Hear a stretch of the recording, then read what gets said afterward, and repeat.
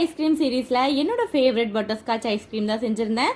இது நானும் இன்றைக்கி தான் ஃபர்ஸ்ட் டைம் ட்ரை பண்ணி பார்த்துருந்தேன். ரொம்பவே நல்லா இருந்தது. எப்படி செய்யறதுன்னு பார்த்துடலாம். ஃபர்ஸ்ட் ஐஸ்கிரீம் செய்யறதுக்கு முன்னாடி அந்த கேரமல் கேண்டி செஞ்சிடலாம். இதுக்கு ஒரு 3 ஸ்பூன் அளவுக்கு சுகர் எடுத்து நான் கேரமலைஸ் பண்ணிக்கிறேன். இது கூடவே கொஞ்சமாக பாலும் உடச்சி வச்சிருக்க முந்திரி பருப்பும் கொஞ்சமாக பட்டர் ஆட் பண்ணி நல்லா மெல்ட் பண்ணிக்கலாம்.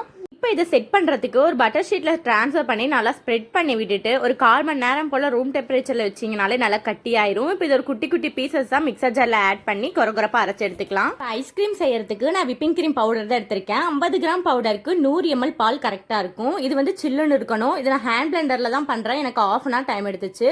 இது கூடவே ஸ்வீட்னஸ்க்கு ஏற்ற மாதிரி பவுடர் சுகர் 2 ஸ்பூன் அளவுக்கு ஆட் பண்ணியிருக்கேன். நீங்கள் எலக்ட்ரிக் பிளெண்டரில் செஞ்சீங்க அப்படின்னா ஒரு 1/4 மணி நேரத்துலேயே ரெடி ஆயிரும். ஃப்ளேவருக்காக நான் பட்டர்ஸ்காட்ச் எசன்ஸ் ஆட் பண்ணியிருக்கேன். இதெல்லாம் நல்லா மிக்ஸ் பண்ணிட்டே இருந்தீங்க அப்படின்னா நல்லா க்ரீம் கன்சிஸ்டன்சியில் வந்துடும். இப்போ நம்ம பவுடர் பண்ணி வச்சிருக்க கேரமல் இது கூடவே ஆட் பண்ணிட்டு ஃபுல்லாக ஒரு மிக்சிங் கொடுத்துட்டு எந்த பாத்திரத்தில் செட் பண்ண போறீங்களோ அதில் அப்படியே ட்ரான்ஸ்ஃபர் பண்ணிக்கலாம். ஃபுல்லாக நல்லா செட் ஆனதுக்கப்புறம் மேலே கொஞ்சமாக டாப்பிங்ஸ் ஆட் பண்ணிட்டு ஃப்ரீசரில் ஒரு 4 to 5 மணி நேரம் வச்சிங்கன்னா ஐஸ்கிரீம் ரெடி ஆயிரும். கண்டிப்பாக ட்ரை பண்ணி பாருங்கள்.